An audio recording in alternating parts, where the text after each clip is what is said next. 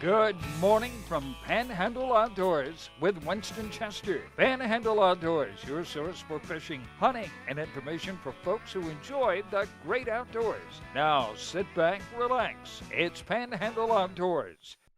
Good morning, folks. Welcome to Panhandle Outdoors. I'm Winston Chester. I'm glad you're here this Monday morning. Got a great show lined up, and we'll get started with our weather brought to us by Haney Technical Center at Baldwin Road and Highway 77. Run by and see those folks there. You might want to give some of those courses as a Christmas present. Who knows? Just run by and see them. But our weather we finally going to get some cool weather coming in either tonight or tomorrow. But right now, it's high today is going to be 76 and low tonight 51. But we're going to get lows sometime this weekend in the 40s. So that's going to be really good. Water temperature of the weekend stayed at 70 degrees. Can you believe that? Now, our Monday moon phases. I always like to look on what's going on with the moons on Monday. On the 10th, you see it's waxing on out now. We're about to lose the moon next couple of days. And on the 13th now, we'll start the new moon. That'll be always on the right side. We can tell if it's waxing and waning by looking at the shadows. On the right side, that means it's going to start building up. And the full moon this month is going to be about 3 days after Christmas. That Friday night, December 28th, will be our full moon for December. So that's our moon phases. You can sort of go by what's going on there. Now, you always like to check on, after you do the moon, always check on the tides. It always runs together on that. So we're looking at the tides this week. You can see that how a new moon can really affect the tides. It's really strong tides all week long. This morning our low tide is at 350. We've already had our low tides. The tide is coming in all morning, and it's going to come in all afternoon. It's going to come in at 6:15 tonight. Will be the high tide. Good strong tides this week. Good incoming tides on that. Okay, so that takes care of the weather. Like I say, some good cool weather coming up, and it should be a beautiful week in the Panhandle. So we're going to take this break, and we'll be right back.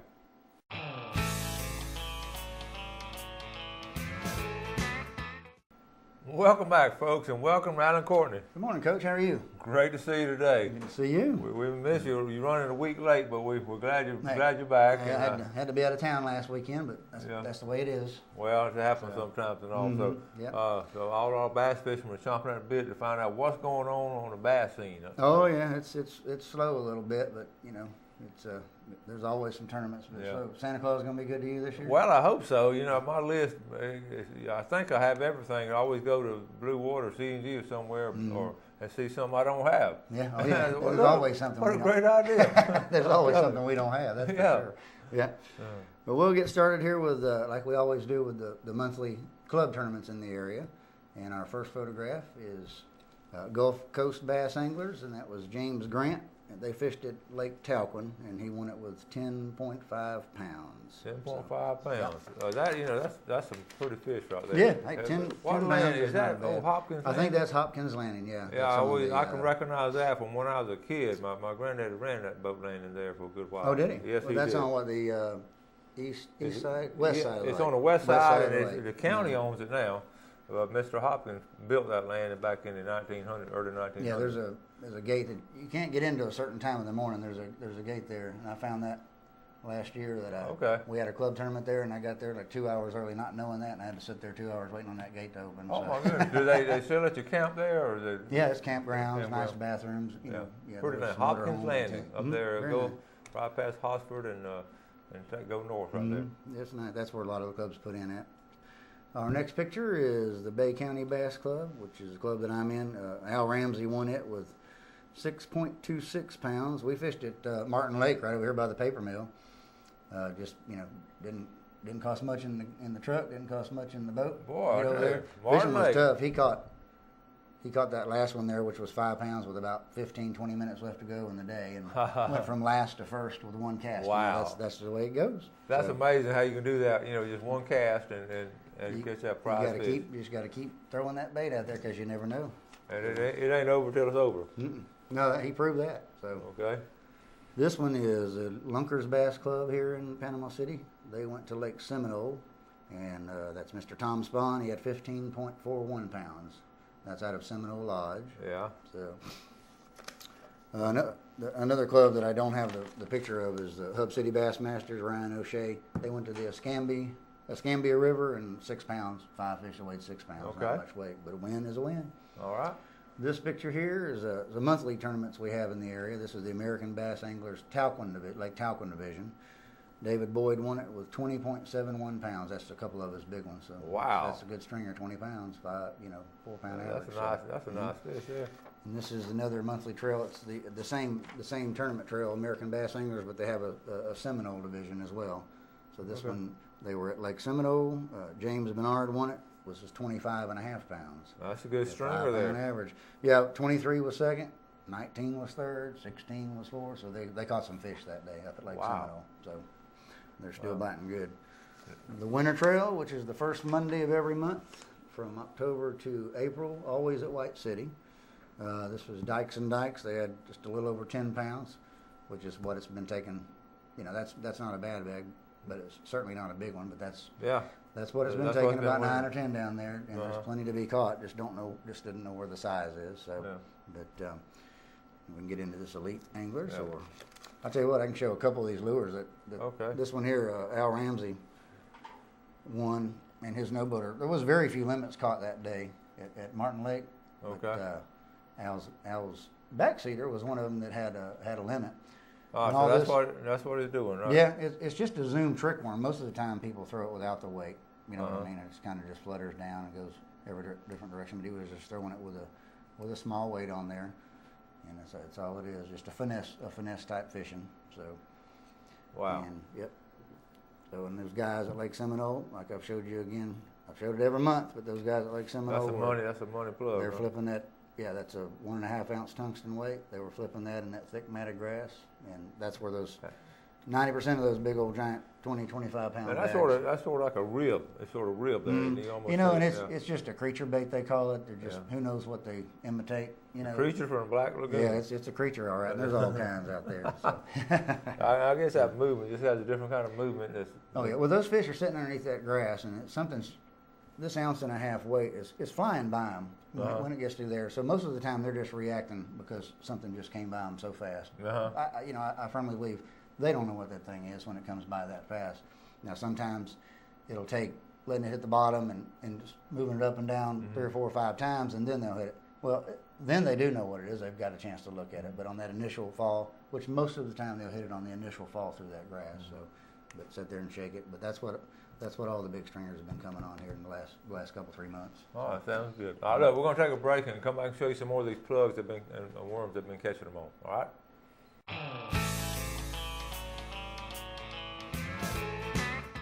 Okay, welcome back. So anyway, Alan Courtney talking about all the bass fishing and different plugs that catching them on, worms and all, and showing you some actual pictures. These are real people doing real things, we say. Yeah, there's everything I show happened the month before, the previous month that y'all had a brainstorm about putting together this elite tournament. Getting people that really put up a good bid, and then you had a good turnout. We did. It was this past season. It's over with now, but this past season it was a $500 entry fee, and it's a team tournament. So that's pretty serious money when you got to put up $500. We only had 4 tournaments, and they rotated between Seminole, White City, and Talquin. But we fished all year to get down to basically the top 10, because we had about $30,000 that we had saved during the year to give away strictly to the top 10.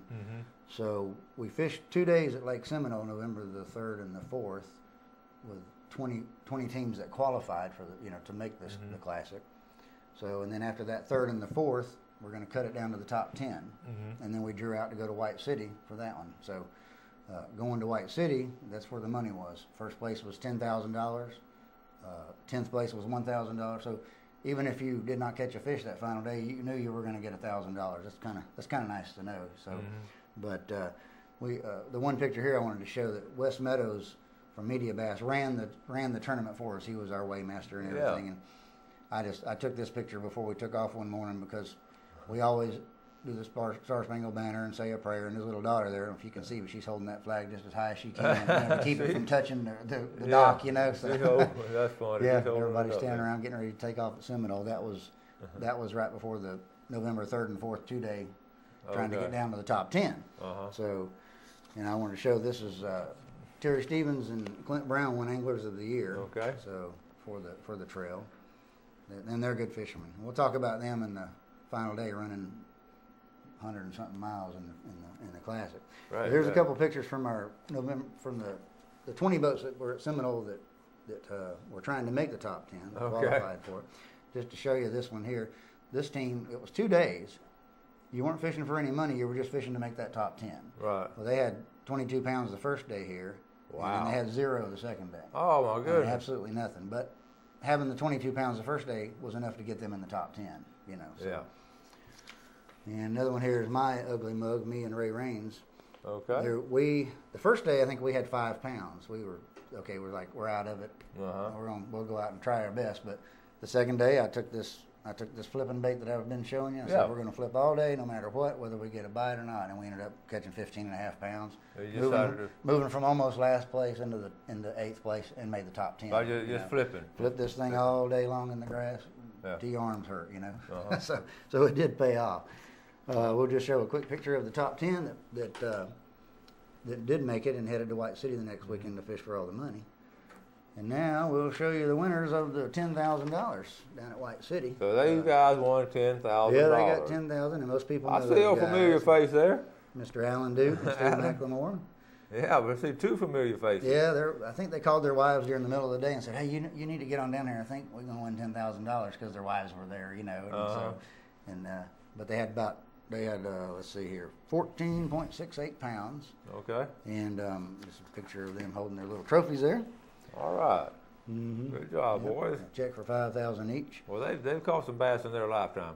Oh yeah. Well, Alan's a guide down in Port St. Joe area, so he can stay on the water every day. I was talking to a high school friend of his, talking about how Alan just used to skip school, go fishing. Is that right? Yeah. I'm sure he wasn't the only one. I said, well, listen, that's happened before. In fact, I still have students doing the same thing now. I used to do it out when I lived at the beach, all them beach ponds. At lunchtime, let's get to work and go fishing. You know? Yeah. Jerry Kelly and Denny McGlon won that, came in second place with 11.5 pounds. They got $5,000 for that. We came in 8th. We got $1,400 for 8th place. Okay. I think we had 6.5 pounds. But the weights were so close from 10th to 3rd. 2 pounds would have got you another $1,500. A 2-pound fish was gold that day. You know. Just one more 2-pounder. Mm-hmm. Yeah. 1 2-pounder period. Yeah. We didn't have a 2-pounder. So, and I was telling you earlier about a couple of these guys ran from White City to north of Bluntstown, which that's got to be 100 miles. Yeah, that's a long way. 100 miles one way in a bass boat. Wow. You know, and well, they had to stop and get some gas somewhere, didn't they? Yeah, we allowed them to take some extra gas in illegal tanks in the boat. You know, okay. Yeah, they would have to. There's no way, and there's no pumps on the river system between here and there. But those guys must have went pre-fishing and caught some fish during the tournament, during the week before the tournament, to run 180, 190 mile round trip on a bass boat. One of them weighed in 5.5 pounds after going that far. Wow. And the other one I think weighed in 7 pounds. But you have to take a chance to win $10,000. You know. So, but those guys will run a long way for that kind of money. So, but that's the Elite Series. We got a meeting coming up this Friday at the Coronado Plaza. If anybody's interested in fishing it, we always like to have people come out before we make the schedule for next year, give us their input on any maybe possible rule changes and stuff like that. Yeah. It's this Friday at 7 p.m. in the Coronado Plaza next to Granny Cantrell's. So if you're interested, come on out and give us your opinion on something. Invitation right there. Let's talk about this plug here. Tell us about this one. Well, what I was showing here was this time of the year is some fish will come up schooling. Yeah, the temperature's cooling down, and there's just a couple, 3 different plugs that I like to throw when they come up schooling. You know, the first is the small minnow bait, you know, because they're chasing minnows, you know. Right. And most of the time they're chasing small minnows, you know. This is, about a 3.5, 4 inch long bomber series plug. But I'll throw that. And then the other one? Some kind of top order bait. I think this is a Diane flutter that has some props on it. Or you could use a double horse, you know. I'll throw this one first, you know, because they're schooling. This is a top order plug and rip it across the top. Yeah. So, and then always have the standby fluke ready to throw in there. That's a standby. Or a small swim bait. So those are some good. When you see them schooling around you, those are some good plugs to throw in there. So. Have y'all ever thought about having a tournament just using old antique plugs or old plugs? Have you ever thought about that? I just wonder, would that be? I just wonder if you'd want to use them. You'd be afraid you'd lose them. You know? Well, I mean, you know, not in really. You know, there's a lot of creek chubs out. You know that you know you can find a lot of old baits and all this. I've got a few. I know we talked one time. You have some. Yeah, I've got a bunch of them. I could use. I'm not going to enter that one now. And my dad, he no went jitterbugs and. Yeah, I've got a few that I've collected over the years. My dad went a couple days ago down to White City. He's got a tournament coming up, and he was using he caught some on a Rebel R, which that bait hasn't been out since the 70s. Yeah. Yeah. And so he caught several on a Rebel R, but I've always had this theory that everything runs in cycles, you know, and they see all this new stuff, and I really believe fish see stuff and get tired of it. Yeah, then I think I'm going to go back to some of the old something stuff. different that they like haven't seen. fashion That they haven't seen before. That's true. Yeah. I believe the same things. No doubt about it. They get used to seeing the same type of lures over and over and over again. So So. Okay, we got a break now. Right now, we're going to take a final break and come back with some more really good information with Alan. Welcome back. Let's first look at our fish and game forecast for today. Our times, we're looking at this morning from 8:54 to 10:54. All right from about 9 to 11, and then tonight 9:24 to 11:24. Okay, that's our 2-hour time blocks right there, and have a chance to get out and try to do some good outdoor stuff right there. Okay, Alan, you were telling me we're talking about a drawdown. The drawdown has been really going on pretty strong now. Started a week ago Sunday, I think it was. Yeah. So there's some good fishing out there, some good fish to be caught. Well, the bottom line is it's basically the same amount of fish and a whole lot less water. It sort of concentrates them in the air. So it concentrates them out there, and they're a lot easier to catch. And boating wise too, you got to be a little more careful in your maneuvering the boat. I know. I remember about probably 2 years ago we had a tournament during the drawdown out there, and on top of that it was foggy, so that was not a good scenario. And so we thought, well, we waited a while and said, okay, everybody, we'll let you go 30 seconds apart. And that was a disaster. There was people out there in the middle of the lake that bottomed out. Their boat was sitting on the bottom, and in that fog, you think you know where you're going, but you don't. And much less being that the water was 3.5 foot lower than it always had been. So, but yeah, during the drawdown, if you're out there, you got to be careful. You got to absolutely know where you're going, because it's not, the north end of the lake is not that deep. You need to absolutely stay in those channels if you get out there in the north end of the lake. So and going south, it's still wide open, and it's not too much of an issue as long as you're not hugging the hill very much. But it's the fish are easier to catch, like I say, because they're concentrated. But if you go out there fishing, it's legal to keep you a limit, but save and let the other ones go for next year. So. Yeah, you were talking about one of your favorite sites on your tournament trail or Bass Boat Central. You wanted to mention that. I'm going to show you all. This has a lot of information for the bass fishermen. It really tell us about it. It's Bass Boat Central, and you click on the BBC boards. It's a forum type board. You can ask questions, or you can see the questions that other people have already asked. If you're for bass fishing, there's spots like a general lounge. You can ask questions that's maybe not covered on the rest of the site somewhere. But if you want to know how to set up your outboard motor, which you get a new motor or a new boat, and there's a lot to setting one up to make that thing run just right. There's people in there that'll help you do it. No matter what kind of boat you have, and what kind of motor you have. If you have a jack plate, if you don't have a jack plate, what kind of prop you have, all this kind of stuff. There's people on there if you get for your GPS, your electronics. Whether it's Humminbird or whether it's low ramps.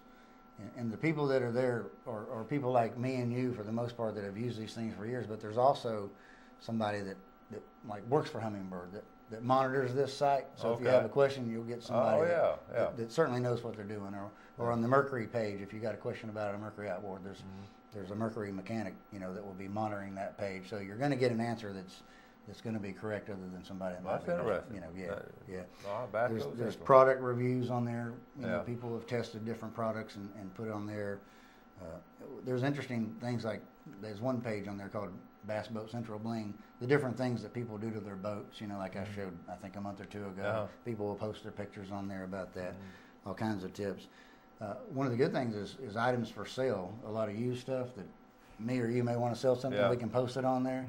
And I've bought a lot of rods and reels, and there's trolling motors for sale, outboards for sale. There's even hunting stuff for sale in there. So if y'all check that out, it's well worth it if you're into good information there. Yep. All right. You wanted to show us I was going to show you the website here. That's part of the front page of my site there, around thetournamenttrail.com, and if you look at across the top, you'll see club tournament results, and in the middle, monthly tournament results, and Yeah. then annual tournament results. Those are Yeah. the pages you click on to go actually see the results of last month. Yeah. Up to, gosh, I think 7 or 8 years worth of tournaments are on that Okay. side. Down the left, you'll see the 2012, 2013 trails, whether they're monthly trails or annual trails. That's where you go to see what's coming up. Okay. You know what I mean? The schedules of the different trails, how much they cost. There's all kinds of different things there. Okay. The middle of the front page, I always have this month's schedule on there. So that's all of December's that are in the middle. Yeah. but And January. toward the end of December, I'll go ahead and put up January so that you don't have to go searching. It's always there on the front Yeah. page. Very well set up. Very well. Yep. Very well set up. What's your favorite cartoon? Your all-time favorite? Well, I'll tell you what, I think I've shown this one a couple Okay, of years so ago. Well, I think we did show about 3 years ago. It's about a good time. Yeah, it's been a long time ago, but it's- yeah, this is funny. It's sad, but probably true, isn't it? You He's think, bass you know? fisherman. Yeah. He drew this himself. Hold these. I need to go back for my wife. Yeah, You got to save that fishing and rod. save the rod and the tackle. All right. So, And, but I was running across these old things. It's fun to go back and see some old pictures. Well, from- what's cool about this, you know, so many of us have these same kind of old pictures, and it shows our roots and all where we all started. That's my brother Rick and my cousin Mike Cook. Boy, who knows how long ago that fish was half as big Now, as where were they fishing? I can guarantee you that fish come from Fitzhugh Carter's. Fitzhugh Yeah, Carter. I was going to say, it looks like it's somewhere up there in the sand. My grandfather Charlie Cook. That's him and Yeah. Fitzhugh grew up together. You know. That is a Carter track bass. There's no doubt. Two That's- of them. Yep, one laying down there. You couldn't hold both of them, but that's back in the old day when you kept, you kept everything you caught. And my grandfather probably had 10 or 15 bass mounted over 10 pounds in his house. Wow. And they all came from either Carter's or Diamond Head or Diamond M right up there in that area. Yeah, every one of them. That may be why there's none anymore. He caught them all. And they probably ate a lot of them too. Oh yeah, they ate all of them. Yep, they got the meat and they used the real skins, back then. The mountain. And sometimes they still do, but most of the time they're fiberglass Yeah. mounts these days. So, Well. but anyway. Well, Adam, we got to wrap it up, buddy. All right. Thanks again for bringing Yep. all this stuff. I hope you have a Merry Christmas. I hope everybody out there does. And, think this time of the year can be tough, but we need to think of all the little things that we have to be thankful for. You're right. So, You're right. there's Appreciate plenty of that. them. Hey, y'all have a great day today. You do something good for somebody, and God bless.